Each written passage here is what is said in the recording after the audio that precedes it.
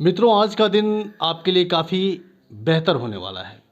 मैं इसलिए कह रहा हूँ ये बात चूँकि आज मैं जिनके साथ बैठा हुआ हूँ वह ज्योतिष के विशेषज्ञ, धर्म मर्मज्ञ और भागवत कथा के कुशल वाचक हैं। मैं बात कर रहा हूँ आचार्य प्रभाकर शुक्ल जी की। आचार्य प्रभाकर शुक्ल जी के बारे में बता दूं कि यह चंपारण के गौरव हैं और अभी चंपारण में मौजूद हैं।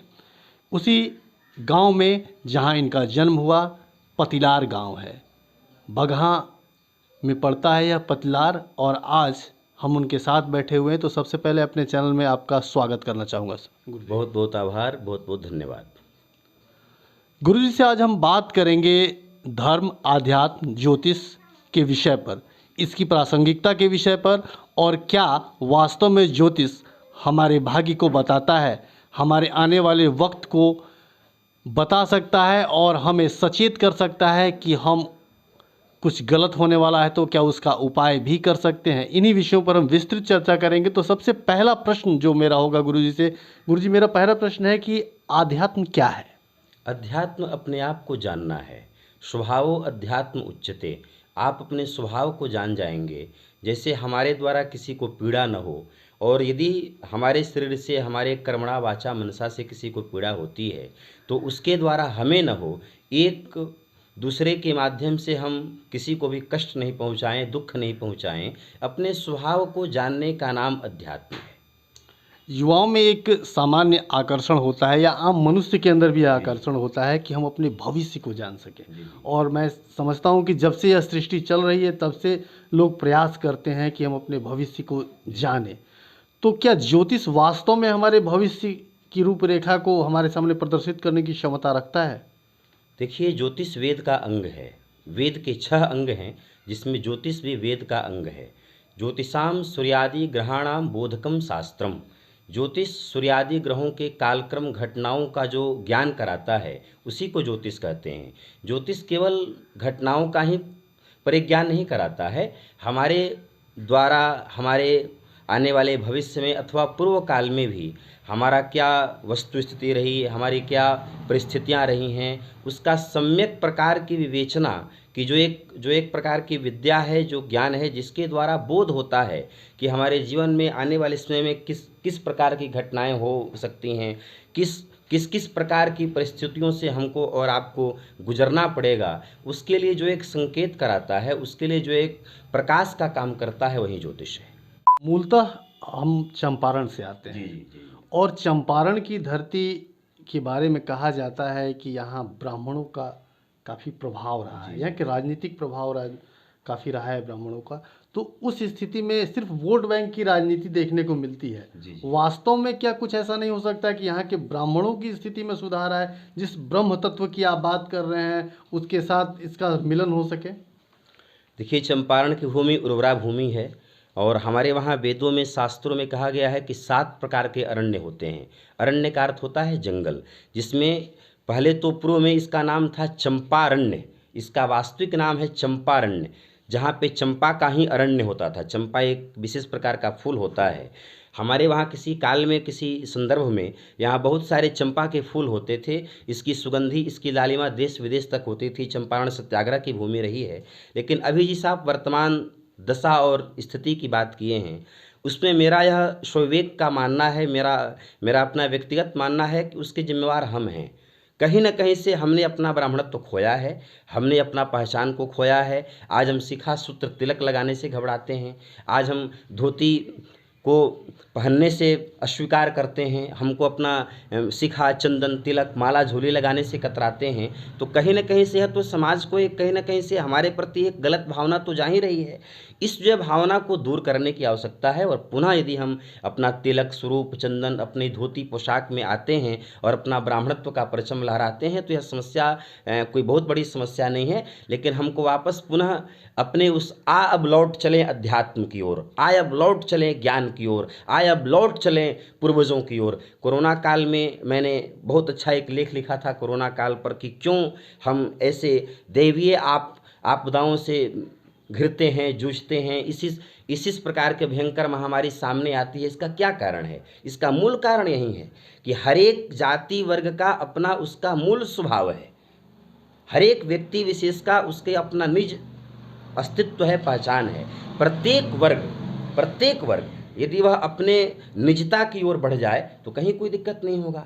हमारा हिंदुस्तान आज भी आगे है, भविष्य में भी रहेगा। वंदे मातरम, वसुधैव कुटुंबकम की भावना हमारी है, सर्वे भवन्तु सुखिनः की भावना हमारी है। हम उस देश के वासी हैं जिस देश में गंगा बहती है, चंदन है इस देश की माटी, तपोभूमि हर ग्राम है, हर बाला देवी की प्रतिमा, बच्चा बच्चा राम है। यहाँ के तो कण कण में शंकर है, पत्थर पत्थर में शंकर है, हर एक नारी में सीता का दर्शन है। लेकिन हम कहीं न कहीं से जो आपने अपनी वेदना को प्रस्तुत किया उसमें मेरी भी वेदना है कि हम अपने अध्यात्म की ओर लौटें, हम अपने ज्ञान की ओर लौटें, हम अपने पूर्वजों की ओर लौटें, अपने संस्कार संस्कृति की ओर लौटें और पुनः इस भारत की मर्यादा को स्थापित करें।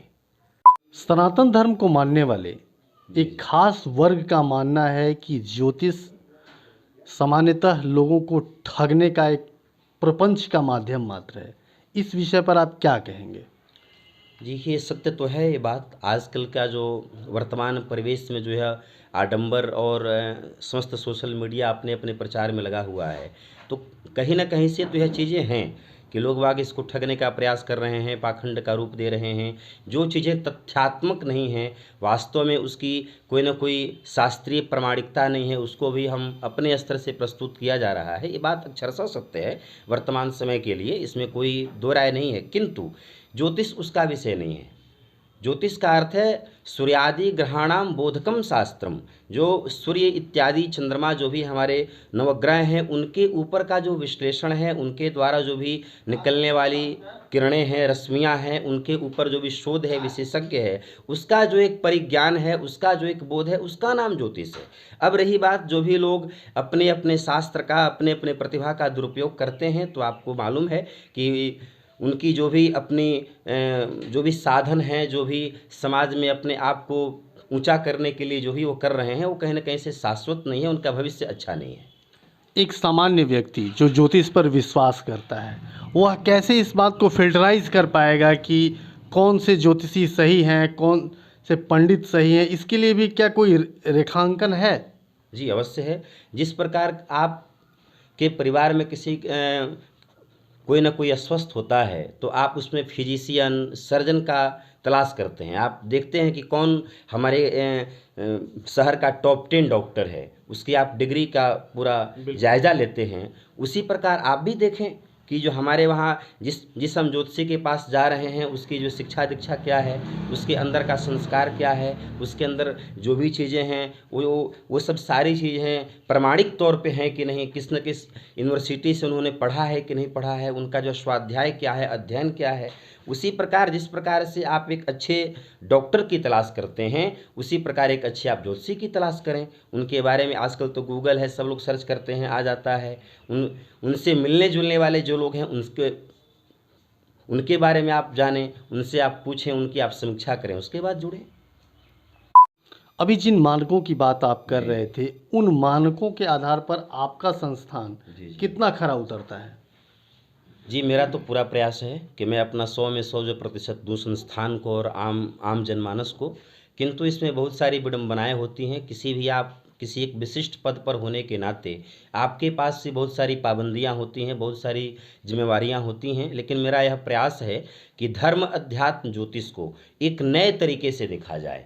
इसके प्रति जो भी हमारे समाज की एक बीमार मानसिकता है, एक रूढ़िवादी परंपराओं का जो एक सृजन हो रहा है, जो लोगों के दिल और दिमाग में बैठा हुआ है कि पंडित जी का मतलब धोती कुर्ता सुपारी, पंडित जी का मतलब सत्यनारायण व्रत कथा, पंडित जी का अर्थ हुआ केवल विवाह तक, वह नहीं होता है। गीता जी में कहा पंडित जी की व्याख्या कि विद्या विनय संपन्ने ब्राह्मणे गविहस्तनी सुनी चेव सुपाके च पंडिता समदर्शिनः।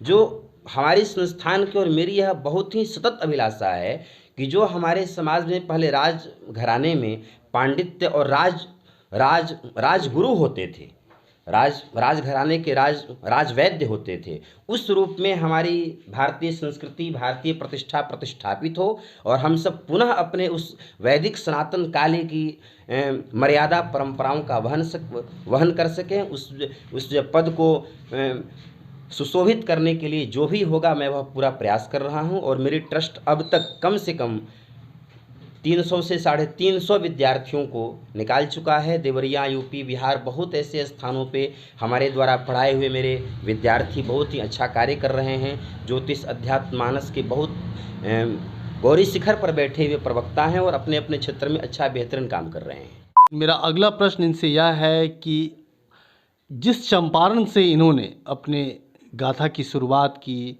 जिसकी जय जयकार पूरी दुनिया में हो रहा है, तो आखिर उस चंपारण के लिए और चंपारण के युवाओं के लिए गुरुजी क्या कर रहे हैं? देखिए अभिनव जी, चंपारण के लिए मेरी सोच बहुत ही यशस्वी है और मैं पूरे चंपारण के युवाओं के लिए एक ही चीज़ कहना चाहूँगा कि वे अपने आप को हीन न समझें। हमारा आत्मविश्वास, हमारा आत्मबल हमारे साथ होना चाहिए। और मैं आगामी भविष्य में, मेरी बहुत सुंदर सोच है कि हमारे पूरे बिहार में अध्यात्म का और एक भागवत पीठ नहीं है। यह हमारे अंदर की पीड़ा भी है, वेदना भी है, जो कि मैं आपके चैनल के माध्यम से इसको सबको सार्वजनिक रूप से कह रहा हूँ कि पूरे बिहार में भागवत का एक भी विद्यालय नहीं है। वेद विद्यालय अवश्य है, पांडित्य इत्यादि किसी न किसी गुरुजन के साथ रह करके युवा या नवोदित जो भी पांडित्य वर्ग है वो लोग सीख लेते हैं, समझ लेते हैं, कुछ जान लेते हैं, रुद्र इत्यादि का पाठ प्रणयन कर लेते हैं। लेकिन कहीं न कहीं से एक प्रामाणिक रूप से भागवत जी का विद्यालय नहीं है और वह दंश मैंने झेला है। बिहार से लेकर के 2004 से लेकर के 2020 की जो मेरी 18, 19, 20 की जो मेरी यात्रा रही, जो मेरी आध्यात्मिक सफ़र रहा, यह बहुत ही मेरे लिए एक संघर्षशील रहा। और मैंने मुख्यतः चंपारण के लिए ठाना है कि निश्चित रूप से माना कि इस चमन को गुलजार न कर सके हम, पर कुछ कांटे तो कम हो जहाँ से गुजरे हम। एक संपूर्ण बिहार में भागवत पीठ की स्थापना मेरी मनोरथ है, मेरी इच्छा है। और हमारे संपूर्ण बिहार के लाल बिहार का बच्चा कहीं बाहर मेरी तरह संघर्ष करके न पढ़े, उसको यहाँ पर एक आधुनिक शिक्षा, संस्कृत के प्रति उसका जागरण, संस्कृत के प्रति उसकी निष्ठा और भागवत वेद विद्यालय होना चाहिए। मेरा प्रश्न है धर्म से जुड़ा हुआ कि धर्म आध्यात्म हमारे लिए क्यों आवश्यक है? धर्म की सरल से सरल परिभाषा है, व्याख्या है कि जिसको हम धारण करें, धार्यति इति धर्म, जिसको धारण किया जा सके। धारण करने वाली वस्तु क्या है? विवेक है, सदाचार है, आचरण है, दया है, करुणा है, जो हमारे अंदर प्रतिपल वर्धित हो, जिसको हम धारण कर सकें, हमारे द्वारा किसी का भी अहित न हो। और इसीलिए कहा गया है कि धर्मो रक्षति रक्षितः।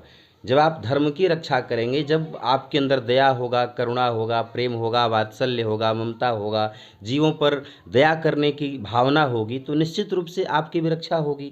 ईश्वर भी आपकी रक्षा तभी करेगा कि जब आप भी कहीं न कहीं से धर्म की रक्षा करेंगे। पांडव इसके प्रत्यक्ष उदाहरण हैं। पांडवों ने धर्म की रक्षा किया, धर्म के लिए अपना सर्वस्व त्याग कर दिया, लेकिन धर्म को छोड़ा नहीं। इसलिए श्री कृष्ण ने उनको नहीं छोड़ा। यतो धर्मस्ततो जयः, जहाँ धर्म है वहीं विजय है। तो धर्म की सामान्य सी परिभाषा है कि यदि आप अपने द्वारा किसी का भी अहित नहीं चाहते हैं, आप अपने संस्कार को, अपने दया इत्यादि जो भी दैवीय गुण हैं उसको यदि आप सजों के रखते हैं, बरकरार रखते हैं, तो निश्चित रूप से अदृश्य रूप में ही सही ईश्वर आपके साथ खड़ा रहेगा और कभी भी आपकी पराजय नहीं होगी।